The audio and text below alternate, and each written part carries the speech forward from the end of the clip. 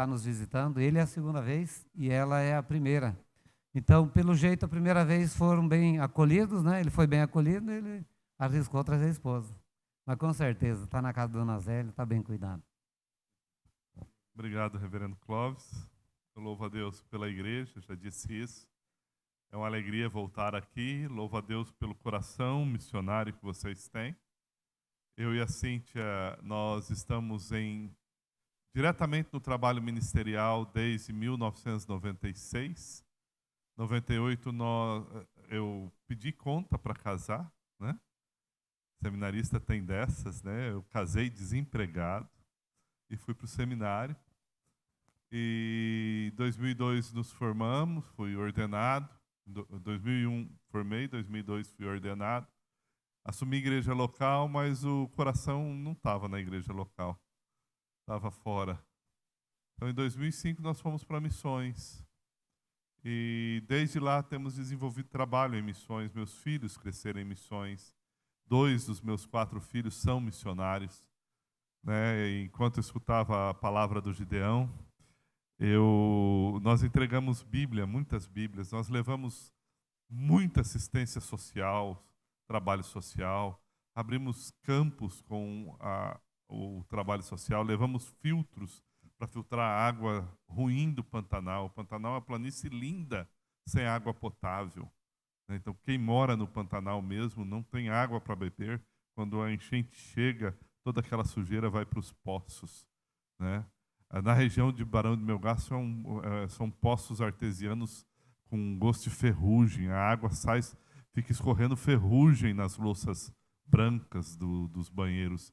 Então, é difícil, a gente acabou dando filtro. Mas um dia, entre os vários trabalhos, nós também distribuímos Bíblia. Entregamos uma Bíblia, um garoto de 18 anos entregou uma Bíblia para um desconhecido na beira do rio, na região de Porto Cercado, no rio Cuiabá. E esse rapaz que pegou a Bíblia estava lendo em Barão de Melgaço, no Porto. Um pastor chamado Roque viu ele lendo e fez aquela pergunta que foi feita ao etíope, né? Entendes o que lês? E ele falou, não entendo, não estou sabendo o que eu estou lendo, quer aprender? E esse menino, ele foi discipulado por esse pastor de Barão de Melgaço, e a 110 quilômetros para dentro daquelas estradas pantaneiras, lá numa comunidade chamada Retiro de São Bento, porque esse menino ganhou uma Bíblia, leu a Bíblia e foi discipulado, nasceu uma igreja. Retiro de São Bento. Esse primeiro líder da igreja, esse primeiro menino, nem sempre quem é o primeiro a se converter deve ser o primeiro líder. Mas como tem os costumes pantaneiros de honrar aqueles que vêm na frente, ele foi colocado como líder da igreja e ele não aguentou o peso, ele está fora do evangelho hoje. Mas esse trabalho, que começou com alguém que leu a Bíblia e que hoje está fora do evangelho, é um centro de suporte a equipes missionárias. E tem um homem lá, chamado Japão. Japão é o apelido, né? Eu não vou saber o nome aqui. Essa igreja, que num lugar em que em 2006 não tinha igreja, em 2008 já tinha 50% do local convertido. Já pensou? 50% de Dourados, de Rio Brilhante converter? Lá era 25 famílias. Esse local já plantou igreja na aldeia Bororo do Pirigara. Junto com essa aldeia Bororo, já está plantando igreja numa outra aldeia Bororo, no município de Rondonópolis, junto com um assentamento. E aquela região inteira. Hoje você pode fazer culto, porque alguém entregou a Bíblia. De tudo que nós fizemos, de tudo, somente a Bíblia chama a noiva à existência. A gente levou médico, nós levamos cestas básicas, nós levamos roupa, nós levamos moda de boutique chique de São Paulo, de presente para as mulheres, fizemos Dia da Mulher, Dia da Beleza Feminina, fizemos um monte de coisa, mas somente a palavra de Deus chama a noiva de Cristo à existência, onde ela ainda não existe. Então esse trabalho do Gideônico é maravilhoso, fantástico, e poder ver o poder de Deus transformando é maravilhoso. Enquanto isso, enquanto nós fazíamos o trabalho no Pantanal, nós organizamos uma agência missionária, nós fomos pastorear equipes que trabalhavam com socorro de mulheres do tráfico sexual na Tailândia. Fomos no Haiti, gente, precisamos orar pelo Haiti. Eu não sei se vocês viram a notícia de hoje. É uma notícia terrível de gangues dominando ruas, fazendo banquetes com corpos humanos para mostrar poder e vingança. Está uma situação complicada ali. Ali no Haiti eu descobri que a ONU não está preocupada com o ser humano. Nós fomos no terremoto do Haiti. A Cíntia chegou no terremoto do Haiti. O terremoto foi em janeiro, ela foi em fevereiro. Depois eu fui em setembro. E aí a gente vê que essas estruturas humanas são incapazes de amar como o povo de Cristo é capaz de amar. Porque encarnação e adoção só existe na imitação de Cristo. O resto é só burocracia e só questão de dinheiro. Às vezes chega aquelas campanhas da Unicef, para levantar dinheiro, para ajudar a criança. E eu diria para você assim, tem trabalhos cristãos maravilhosos no mundo que realmente alcançam crianças, que realmente transformam a vida. Então se comprometa realmente com aquilo que Deus tem feito. Então essa foi um pouquinho da nossa caminhada e de repente a gente vem para a Agência Presbiteriana de Missões Transculturais e vem a pandemia, eu volto para Cuiabá, nesse tempo todo tentando ser pastor de uma igreja local fora do Brasil. E agora nós estamos indo para a Argentina, porque cremos que agora chegou o tempo do Senhor para nós. Vai nascer o neto, eu não vou poder ficar perto, eu tenho que ficar longe. E Deus tem confirmado essa caminhada. Orem por nós. Nós temos vários desafios. Já estamos sem casa em Cuiabá, não temos casa na Argentina. Hoje eu estou aqui, amanhã em Dourados, quarta em Maringá, quinta em Curitiba, final de semana em Londrina, Jacarezinho, Arapoti, São Paulo. Daí tem 2 igrejas lá em São Paulo, reunião com a PMT, Rio Verde, Cuiabá. Daí em maio eu começo de novo. E daí eu vou até lá em Alto Jequitibá. Lá para agosto eu estou em Alto Jequitibá, aquela região lá, meu irmão. E justamente construindo parcerias, construindo vínculos que suportem a nossa caminhada ali. Então é um investimento de emoções, é um investimento de vida. Mas nós estamos muito satisfeitos naquilo que Deus tem feito. Estamos gratos a Deus. A gente olha para trás e fala assim, nossa, valeu a pena. Valeu a pena. Então essa é a minha vida e a da Cíntia. E uma alegria que a gente tem é saber que vocês oram por nós. E nós fazemos parte do suporte e do cuidado do DEME. Eu queria agradecer em especial a nossa irmã Zélia, pela acolhida na sua casa, e a partir dela dar um abraço a todo mundo. A gente não consegue estar com todo mundo. O carinho de vocês ali na festa foi imenso. Comi um pão com linguiça, tá? Eu acho que é o melhor que eu já comi no Brasil ontem. Na Argentina chama choripã. A linguiça lá é o chouriço.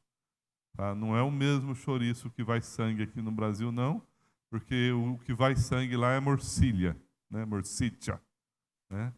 Mas tinha um choripã ontem, aroeira, X aroeira, fantástico. E tinha outras coisas maravilhosas, não vou mais falar nada, só citando o pão com linguiça que o irmão citou ali. Estava uma delícia, mas principalmente a alegria, o sorriso de vocês, sentar, conversar, bater papo, essa coisa linda que vocês são, olhando daqui, e que encanta o nosso coração. E eu vou ler a palavra, não vou agradecer mais não. Vamos abrir no texto da Semana Missiológica, da Conferência Missionária, em 2 Pedro 3.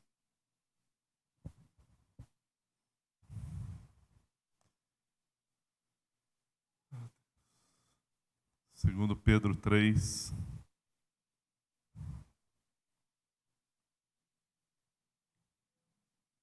Amados, esta é agora a segunda epístola que vos escrevo. Em ambas procuro despertar com lembranças a vossa mente esclarecida, para que vos recordeis das palavras que anteriormente foram ditas pelos santos profetas, bem como do mandamento do Senhor e Salvador, ensinado pelos vossos apóstolos, tendo em conta, antes de tudo, que nos últimos dias virão escarnecedores com os seus escárnios, andando segundo suas próprias paixões, e dizendo: onde está a promessa da sua vinda? Porque desde que os pais dormiram, todas as coisas permaneceram como desde o princípio da criação.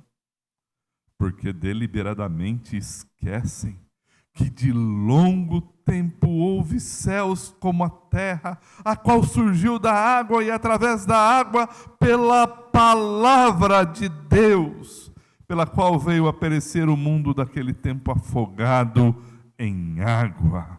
Ora, os céus que agora existem e a terra, pela mesma palavra, têm sido entesourados para fogo, estando reservados para o dia do juízo e destruição dos homens ímpios.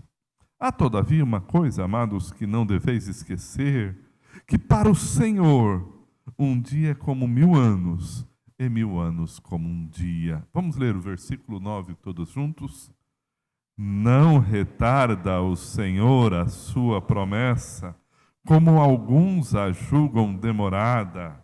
Pelo contrário, Ele é longânimo para convosco, não querendo que nenhum pereça, senão que todos cheguem ao arrependimento. Virá, entretanto, como ladrão o dia do Senhor, no qual os céus passarão com estrepitoso estrondo e os elementos se desfarão abrasados, também a terra e as obras que nela existirão serão extinguidas. Visto que todas essas coisas hão de ser assim desfeitas, devíeis ser tais como os que vivem em santo procedimento e piedade, esperando e apressando a vinda do Senhor, por causa da qual os céus incendiados serão desfeitos e os elementos abrasados se derreterão.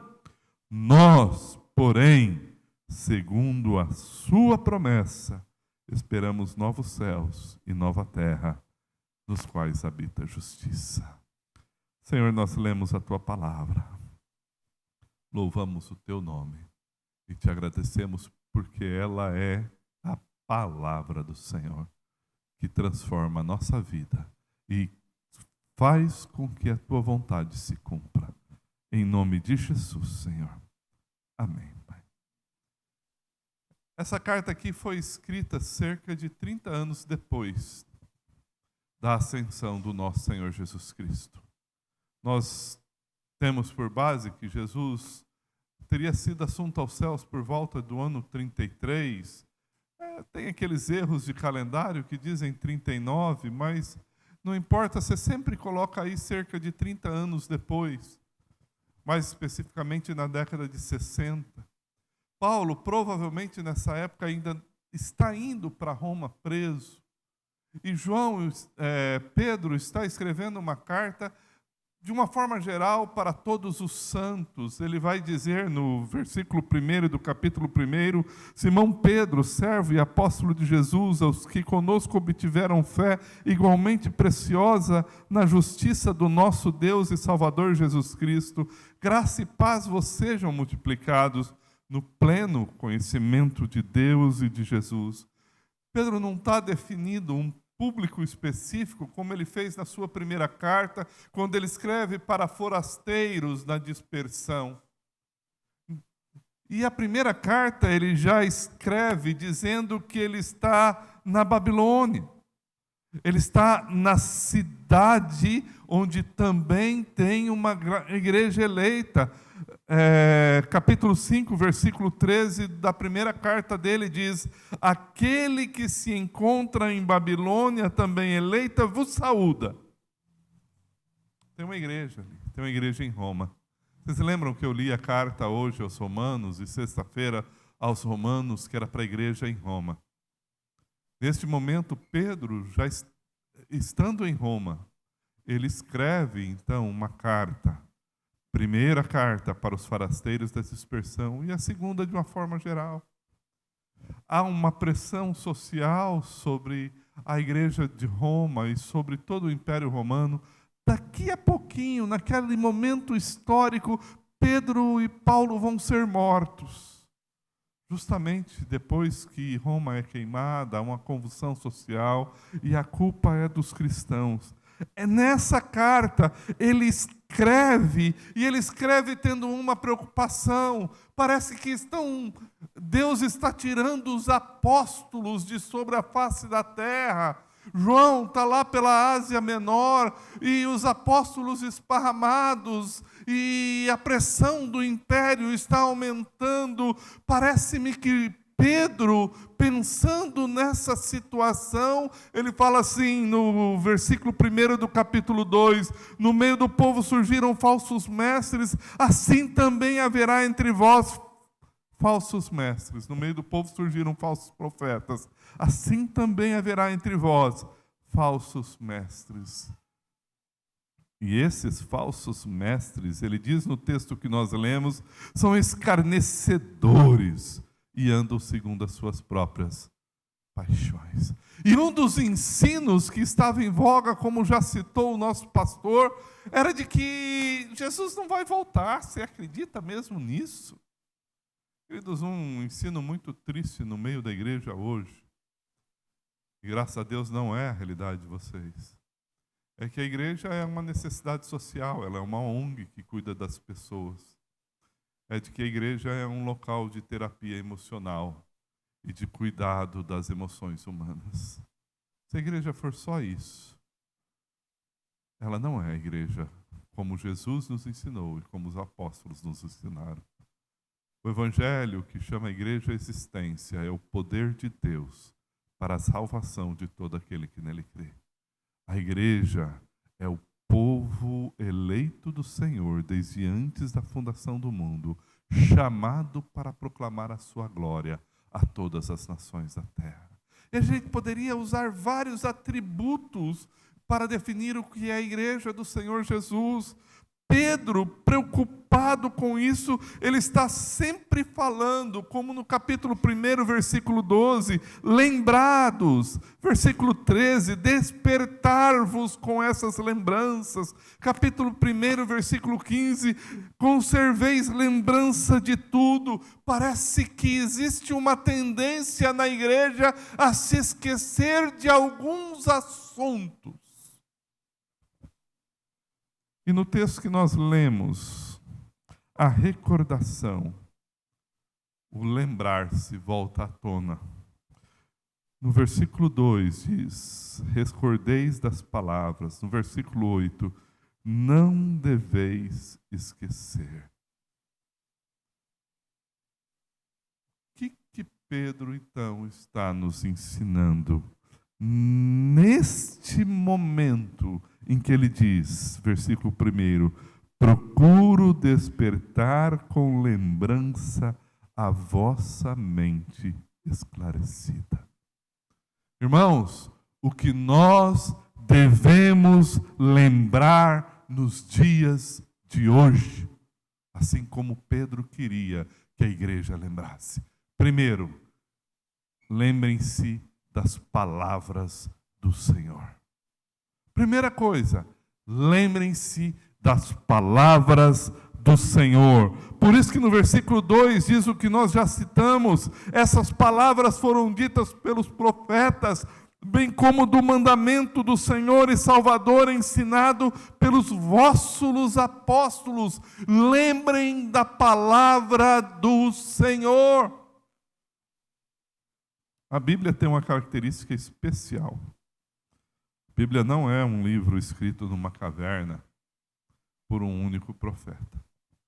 A Bíblia também não é um livro escrito numa salinha por alguém recebendo uma mensagem do além. A Bíblia é um livro histórico, poderosamente histórico. É um livro que conta a história lá da região de Ur dos Caldeus, lá naquele mundo antigo. E ela tem uma vasta extensão geográfica, porque ela começa de Ur dos Caldeus, ali na região do Tigre e Eufrates, na Babilônia antiga, de onde o Senhor tirou Abraão. E ela alcança o Egito, alcança toda a região da Judéia, como nós a conhecemos hoje, mas naquela época ela alcança a Ásia Menor, entra para dentro da Europa. Paulo, como diz Romanos, vai falar da Espanha.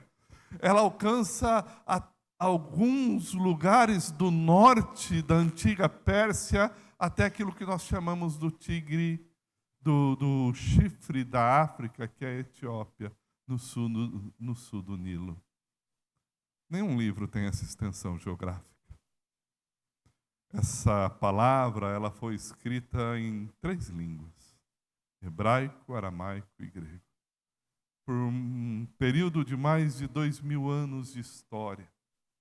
Por autores que estavam no deserto, estavam no palácio, estavam na prisão, gente que era peregrino, gente que era errante, gente que tinha posição social, gente que teve por motivo de escrita, mas era escravo, quando se escreve a Filemon, gente que estava na cadeia. Nenhuma outra palavra teve escritores tão variados falando a mesma coisa. Nenhuma outra palavra. Essa palavra, ela sobreviveu a impérios. Desde os impérios mais antigos, desde a existência daquele Egito, do povo de Israel por 400 anos lá, e toda aquela caminhada no deserto, mas depois vem o Império Sírio, o Império Assírio, o Império Persa, o Império Babilônico, o Império Medo-Persa, as conquistas de Alexandre o Grande no período do intervalo entre os profetas e os apóstolos, toda aquela extensão histórica das conquistas dos grandes impérios do mundo antigo. Ela tem história de Jerusalém, quando Jerusalém é maravilhosa. E ela tem história de Jerusalém, quando Jerusalém está no exílio. Igual essa palavra não tem. Não se esqueça dessa palavra. Lembre-se desta palavra, porque é o poder de Deus para a salvação de todo aquele que nele crê. Tem coisas maravilhosas nessas palavras. Essa palavra, quando Deus resolveu que ela fosse registrada, ela conta a história da região da Suméria antiga, ali em Ur dos Caldeus, e ali surgiu o que nós chamamos de escrita cuneiforme. Mas esse povo vai lá para o Egito, onde surgiu a escrita hierográfica. E Moisés peregrina no deserto dos filisteus antigos, onde surgiu a escrita alfabética. Essa palavra é maravilhosa. Ela é maravilhosa, ela não pode ser fruto de um construto social, da ideia de um conjunto, de uma comunidade de fé. Ela é a palavra de Deus. É o único livro sobre a face da terra que narra a história humana desde antes da fundação do mundo, desde antes dos tempos eternos, que narra a história humana desde o seu princípio, no seu desenvolvimento histórico do mundo antigo, até o período do 1º século do Império Romano, com o imperador Diocleciano, na época em que João está preso no exílio na ilha de Patmos, e narra o fim da história. Já tem spoiler aí. Nós já sabemos o fim da história. E nós já sabemos a pós-história. E nós sabemos que na história, por trás da história, Jesus é o Senhor da história. Então, queridos, recordeis das palavras ditas pelos profetas e pelos apóstolos. Recordeis de toda a palavra. E ainda que surja entre nós pessoas que deliberadamente querem inventar a palavra, pessoas que deliberadamente querem atualizar a palavra, pessoas que acham que podem mudar a palavra de Deus. Não se esqueçam da palavra do Senhor. Mantenham firme, porque ela é a única explicação possível de toda a realidade. O resto é imitação barata. O resto não é nem religião, gente. É engodo, é engano. Recordeis da palavra. Lembrai-vos da palavra. Não vos esqueçais da palavra. No primeiro momento, no versículo 2 diz, recordeis a palavra. No versículo 8 diz, não deveis esquecer. E aí está registrado também um assunto bem específico, que já começa no versículo 7, dizendo, os céus que agora existem, a terra, pela mesma palavra, têm sido entesouradas para fogo, estando reservada para dia do juízo e destruição dos homens ímpios. Querido, se está aqui uma doutrina bíblica que eu já tentei mudar. Como assim, pastor? Me diz. Meu irmão. Quando eu estava aprendendo a fé cristã, eu descobri que pessoas queridas que não vierem a se converter são do império das trevas e não foram transportados para o reino do Filho do seu amor. E que no dia do juízo, o Senhor Deus reservou esse dia para a destruição de homens ímpios. Aquilo doeu no meu coração. Porque no meu círculo de pessoas queridas tinha muitos que não converteram, não se arrependeram e não se reconciliaram com Deus. Que a mensagem de arrependei-vos e convertei-vos, porque é chegado entre vós o reino dos céus, e para que sejam cancelados os vossos pecados, era apenas uma mensagem paliativa, que a gente podia mudar e amenizar. Eu estava aprendendo ainda, e aquilo estava doendo no meu coração. É igual a ideia da árvore, lá no jardim. Se você fosse criar um mundo, você colocaria aquela árvore ali? Seja honesto. Eu já falei para Deus que eu não colocaria. Daí ele perguntou, através do livro de Jó, quem é o Criador e quem é a criatura? Quem foi meu conselheiro? E eu disse, o Senhor é Deus, e me perdoa por querer ser mais inteligente e mais sábio do que o Senhor.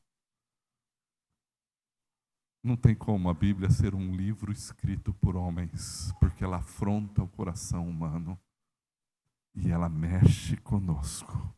E o único motivo do dia do Senhor ainda não ter chegado e não estar acontecendo agora é porque o número dos eleitos não está completo, é porque o Senhor ainda é longânimo e não quer que nenhum pereça, senão que todos cheguem ao arrependimento.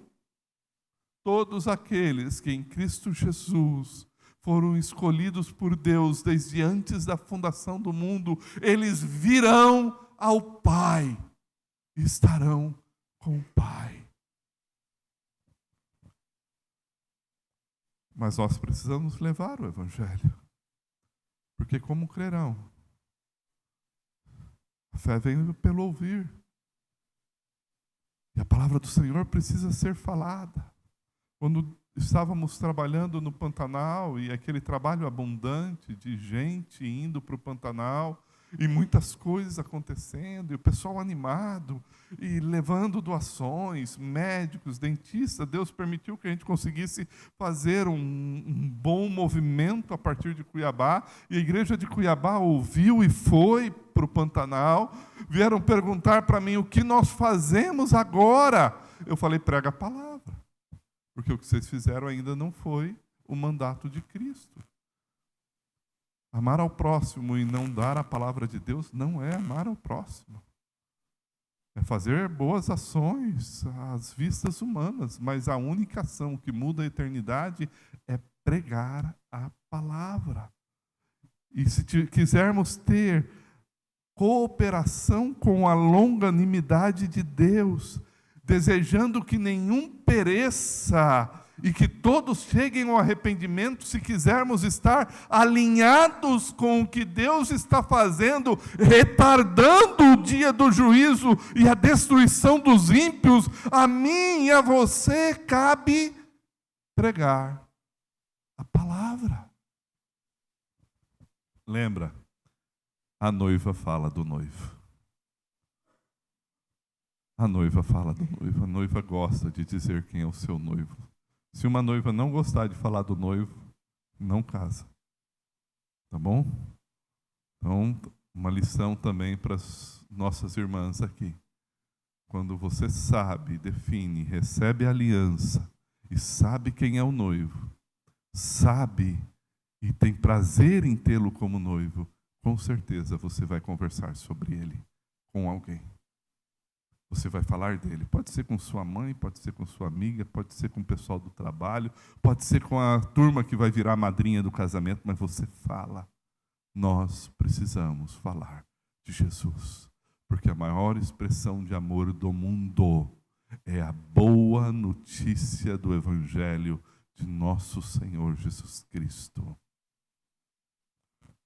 Nós vivemos alguns dias na teologia, no final do século passado, em que havia dúvidas sobre o que deveríamos fazer, principalmente relacionado quanto à necessidade e à fome das pessoas. E uma ênfase muito grande sobre a diaconia da igreja foi dada, e ela precisa existir. Primeiro, que não deve haver necessitado entre nós, e depois que devemos servir ao próximo, amando-o como a nós mesmos, e não despedindo eles com fome.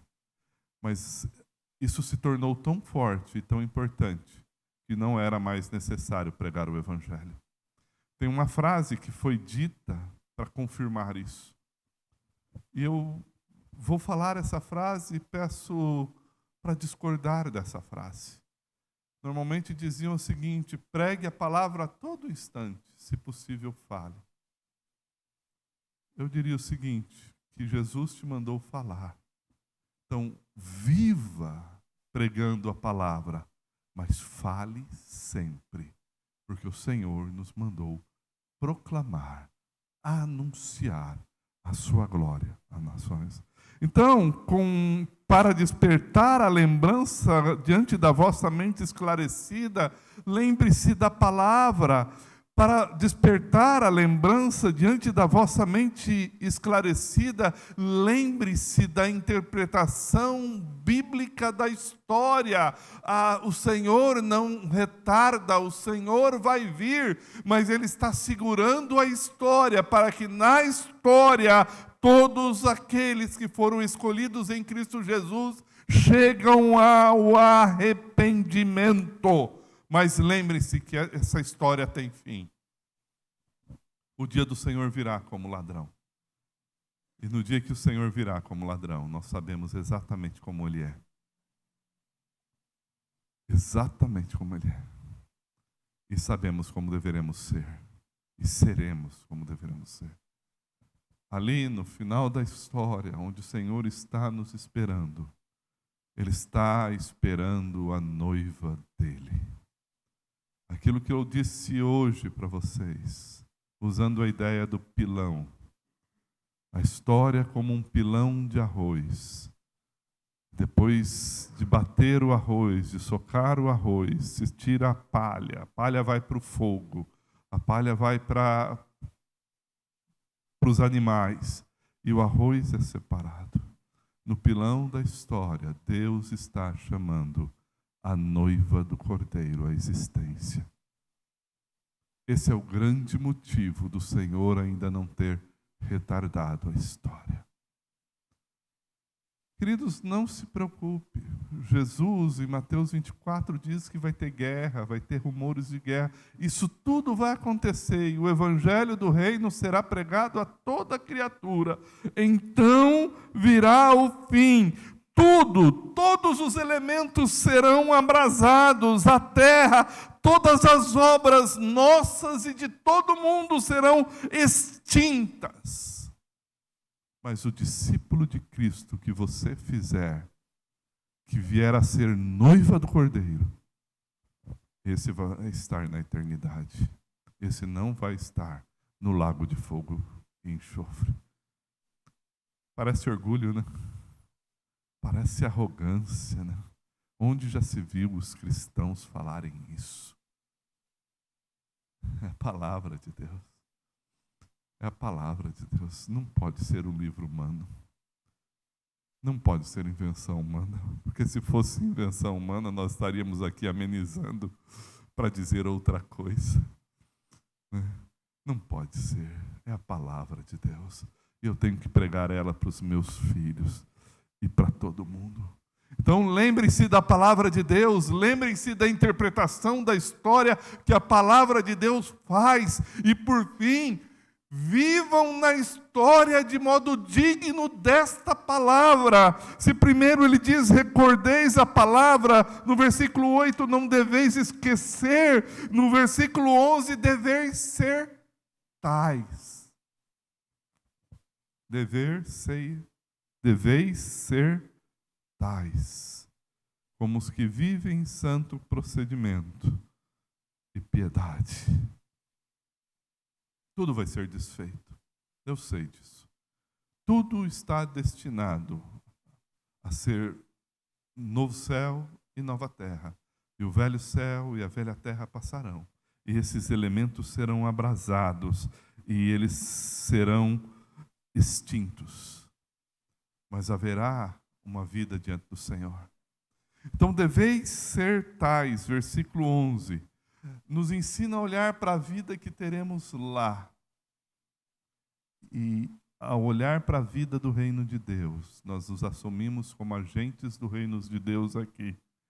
E vivemos em santo procedimento e piedade.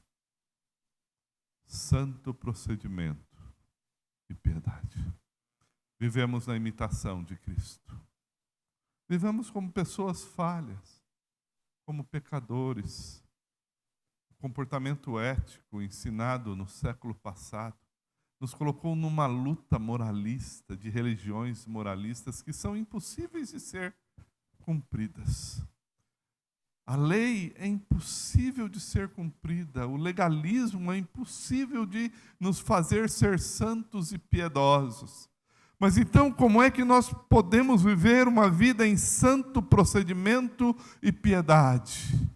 A partir da palavra de Deus. Quando a palavra de Deus não é uma leitura mecânica. Quando a palavra de Deus é o sentar com ouvir Deus e ouvir quem Ele é de fato. Todas as vezes no Antigo Testamento em que o povo era transformado, é porque o Senhor agia primeiro. Se você for ver Josué capítulo 24, 2 e 3, você vai ver que Abraão era idólatra e diz o Senhor, eu, porém, tirei Abraão. Eu tomei Abraão. Moisés está lá fugindo, o Senhor aparece na sarça ardente. Isso não é, essas duas situações não são apenas chamados vocacionais, elas também envolvem chamado de conversão e também envolvem chamado de consagração e de entendimento de quem é o Senhor, porque somente quando o Senhor abre o nosso entendimento, tira dos nossos olhos as nossas escamas, as escamas que tapam de nós enxergarmos, conquista o nosso coração de verdade, somente por um milagre regenerador do Espírito Santo de Deus, pela produção do fruto do Espírito, pelo encher-se do Espírito, é possível viver em santo procedimento e piedade. Eu sei que eu vivo assim, quando ter comunhão com a palavra não é um peso, mas uma paixão. Quando orar é um hábito. quando declarar a majestade de Deus, olhando a sua glória proclamada na natureza, é um prazer. Quando a participar da reunião dos santos, é algo inestimável para nós. Então assim eu posso saber que eu vivo em santo procedimento. Eu também posso saber que eu vivo como esses tais, quando eu quero de alguma forma esperar, eu já estou esperando, mas apressando a vinda do dia do Senhor. Como é que é isso? Como é que eu posso adiantar a data da qual não me é possível conhecer? A palavra do Senhor diz que eu devo viver apressando a vinda do dia do Senhor. Meu irmão, você deve viver proclamando a glória de Deus e sendo suporte para que a glória de Deus chegue até os confins da terra, porque este evangelho do reino será pregado a todas as etnias. Então, virá o fim. Está perto, tá? Está perto. Nós já alcançamos todas as áreas geopoliticamente organizadas. Lá no meio da Ucrânia, da guerra da Ucrânia, tem cristão. Entre Israel e a Palestina existem cristãos. Lá na Coreia do Norte tem cristãos. Mas tem alguns lugarejos. Sabe, quando a gente muda para um local, um vendedor vai saber disso, a gente sempre procura os lugares mais perto, mais acessíveis. A Igreja do Senhor Jesus foi a todos os lugares mais fáceis do mundo. Mas aqui na selva amazônica tem um grupo de gente que nunca ouviu João 3,16 na sua própria língua. Que nem os gideões traduziram Bíblia ali ainda, porque não tem tradução, não tem como. Lá no interior da China tem gente que nunca ouviu o Evangelho. Nós temos cerca de 2.700 línguas que o Evangelho nunca foi pregado. E falta missionário, falta trabalho. Nós precisaríamos hoje ter, no mínimo, 300 consultores de tradução bíblica. Temos 80. Está todo mundo sobrecarregado, está tudo pesado, está difícil, porque está faltando gente. Nós temos tecnologia suficiente para fazer a tradução bíblica em uma velocidade bem interessante. E Deus está permitindo que surja ainda mais tecnologia para isso, para que a fé venha pelo ouvir, ao invés de traduzir a Bíblia direta para a escrita de um povo que não tem escrita, a Bíblia está sendo traduzida para ser gravada na língua do povo pelo próprio falante.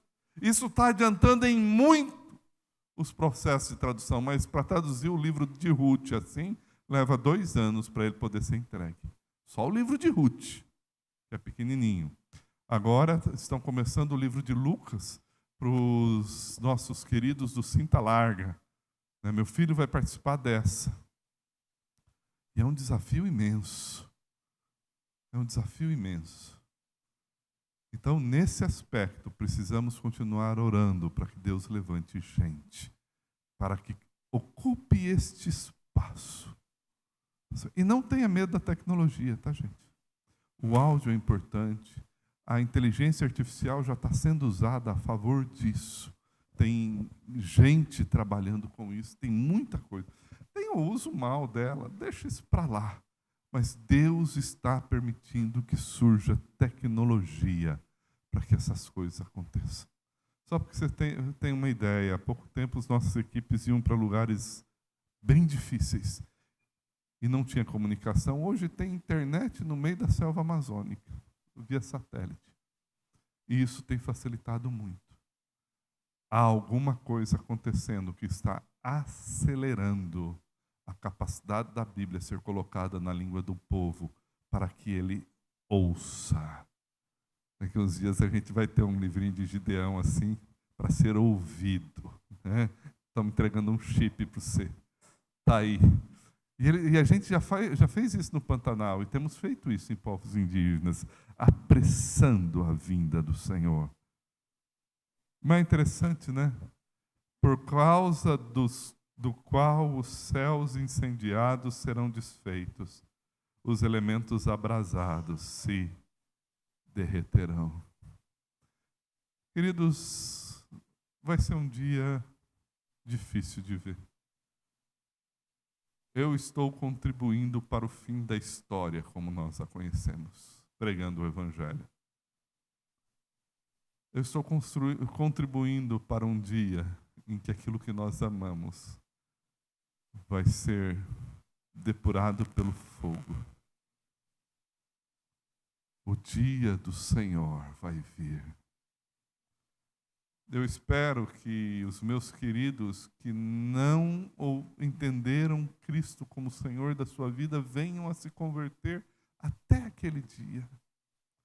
Mas nós, porém, segundo a sua promessa, esperamos novos céus e nova terra, no qual habita a justiça. Porque o Rei de Salém, o Senhor da justiça, vai ser o centro desse novo céu e dessa nova terra. O que devemos lembrar, então, enquanto nós temos essa nossa mente esclarecida, lembrar da palavra de Deus. Interpretar a história à luz da palavra de Deus. Ter uma vida digna da palavra de Deus. Sabendo que daqui a pouquinho, no final da história, o Senhor está voltando. Mas enquanto isso não acontece, porque nós temos que falar da palavra de Deus para que todos cheguem ao arrependimento. Então nós vivemos na expectativa de que todos se arrependam, mas sabemos que só vão se arrepender aqueles que foram eleitos em Cristo Jesus antes da fundação do mundo. Pregamos para todo mundo, falamos para todo mundo, mas esperamos a resposta no Senhor, até que Ele venha. Vamos apressando a volta do nosso Senhor. Amém? Vamos orar? Vamos ficar em pé?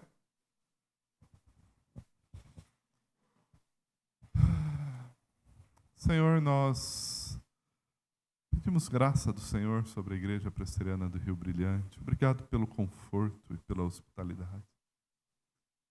Que, Senhor, essa cidade escute da Tua palavra e que poderosamente nossos queridos venham ao arrependimento. Que eles cheguem na Tua presença. Obrigado pelo ministério do reverendo Clóvis, toda a sua família aqui, por essa igreja que tem um coração missionário para o louvor da Tua glória. Amém. Irmãos, ainda em pé, vamos receber a bênção. Senhor nosso Deus, nós agradecemos por essa palavra que é viva e eficaz. Obrigado, Senhor Deus, porque o Senhor tem nos chamado por meio dela e é por meio dela que nós vamos viver. Ó Deus, nós pedimos agora a Tua bênção sobre a vida, ó Deus, do pastor Rubens, da irmã Cíntia, sua filha, que estarão nessa missão, ó Deus, ali na Argentina. Que o Senhor os abençoe, para que os recursos sejam levantados e que os Teus filhos ali sejam sustentados por meio da Tua igreja, por meio do Senhor, para que assim eles possam desempenhar esse trabalho. Abençoe, Deus, os demais missionários que estão nas frentes de trabalhos, em alguns lugares tão difíceis, que o Senhor, ó Deus, esteja usando e abençoando. E que o Senhor nos leve em paz para os nossos lares agora, debaixo da Tua graça, da Tua proteção, para que também aqui, ou por onde nós passarmos, estejamos, ó Deus, anunciando, proclamando e compartilhando do Teu Evangelho, para que as pessoas ouçam, entendam e sejam alcançadas pelo Teu grande amor. Nós assim oramos, ó Pai, no nome do Senhor Jesus. Amém. Que a graça e a paz do nosso Senhor e Salvador Jesus Cristo, que o amor de Deus, o nosso eterno Pai, que a comunhão e as consolações do Espírito Santo de Deus repouse e permaneça sobre cada um de nós, desde agora e para todo sempre. Amém. Os irmãos podem se assentar, está encerrado o culto, mas esperam na porta ali para poder estar cumprimentando o pastor. Alguém perdeu uma chave ontem, se sentiu falta, está aqui no